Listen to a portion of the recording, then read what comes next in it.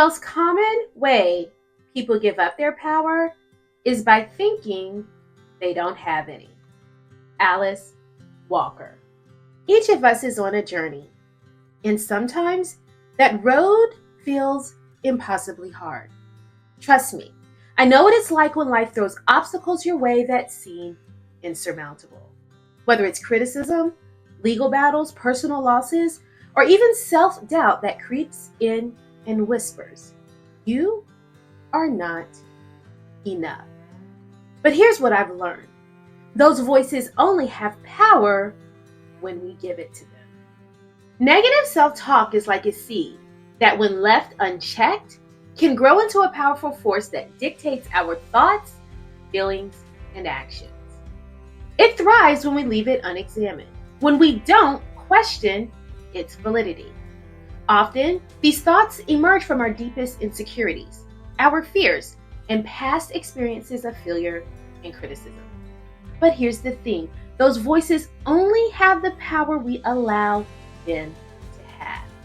They feed off our silence, taking root in our minds when we don't confront them. That's why exposing them, shining a light on them, is so critical. We can't address what we don't acknowledge, and our silence only strengthens their grip. The moment you bring these thoughts to light, something incredible happens. They start to lose their hold over you. When you confront them, you realize that most of the negative self-talk is built on lies or house truths, often exaggerating our fears and insecurities. By naming these voices and calling them out, you start to recognize that they don't reflect who you truly are. This process of exposure forces you to question the validity of these thoughts. Are they based on reality, or are they simply manifestations of fear? More often than not, you'll find that they're based on nothing more than self-doubt. And as soon as you recognize that, their power diminishes. Exposing negative self-talk is not just about identifying it, but about actively challenging it. Ask yourself, would you speak to a loved one that way? You know, the way that you speak to yourself in your darkest moments. Most likely not.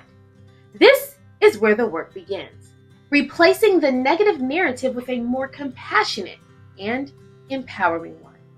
The more you practice this, the easier it becomes to catch those destructive thoughts before they take hold. Over time, you create new mental pathways, turning the once destructive negative responses into opportunities for growth and resilience. By shining a light on these voices, you not only strip them of their power, but also reclaim your narrative.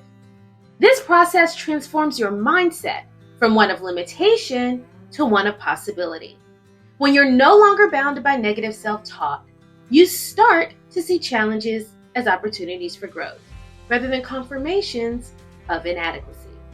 It's about taking control of your inner dialogue and using it to empower, rather than diminish your potential.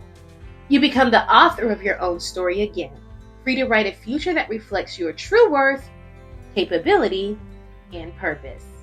Now, I know that's easier said than done, but here's where the magic comes in. The only way to take the power back is to first acknowledge where you are. Let's be real, everyone has moments of doubts. We all have days when we question whether we're capable, whether we're worthy, whether we're enough. And that's okay. What's not okay is letting those moments define the rest of your journey, because you are so much more than the things that try to hold you down. You're resilient. You've come through fire before, and you'll do it again. Let me share something personal with you. I've faced some pretty dark days. Criticism from people who doubted me, setbacks in my career, and even moments when I wasn't sure how I would move forward. I've been through trials that would make some people give up, literally. And believe me, the negative self-talk was there, loud and persistent. It would have been easy to listen, but I chose not to. Why? Because I knew deep down I was not my failures. I am not the sum of my mistakes, and neither are you. When you expose those voices of doubt, when you confront them head on, you start to realize something crucial. You have the power to write your own narrative. You get to decide how the story unfolds, and that story doesn't have to be one of defeat.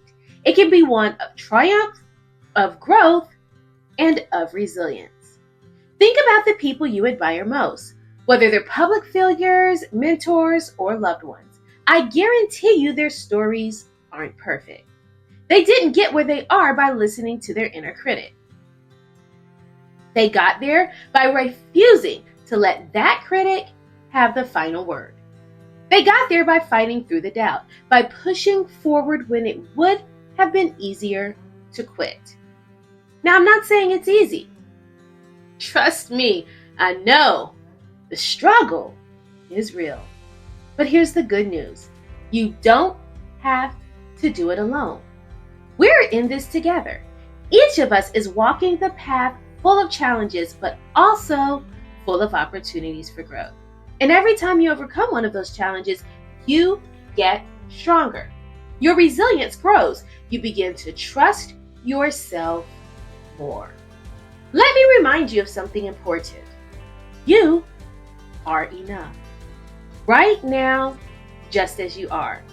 Not when you reach a certain goal, not when you achieve a specific milestone, not when everyone else recognizes your worth. Right now, in this very moment, you are enough. It's easy to get caught up in the idea that we have to prove ourselves to the world, to earn our place, to fight for validation. But the truth is, your worth isn't tied to what you accomplish. It's intrinsic. It's already within you. Your value doesn't diminish just because you stumble.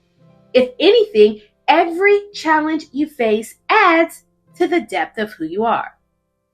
I want you to think about it like this. Every setback is a setup for something greater. Every challenge you face is preparing you for a breakthrough. What if the things you see as obstacles are actually opportunities in disguise? What if the pain, the struggle, the criticism is all just refining you, making you stronger for what's to come? You've already overcome so much, more than you probably even realize it. Think back on the toughest times in your life. Those moments when you weren't sure of if you'd make it through. But you did. You're still here. And that's proof that you have everything you need to keep going. The voices of doubt, the criticism, the negative self-talk, they don't get to decide your future. You do. And here's what I know for sure. Your best days are ahead of you. The dreams you have, the goals you're working toward, they're not out of reach. They're waiting for you to believe in them enough to take action. So I'm challenging you today. When that self-doubt creeps in, when the negativity starts to take hold, stop. Shine a light on it. Call it for what it is. A lie.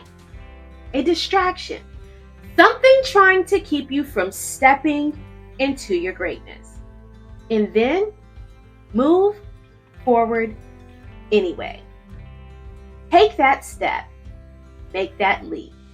And trust that you are enough. Remember, you have the power. Peace and blessings, Dr. O.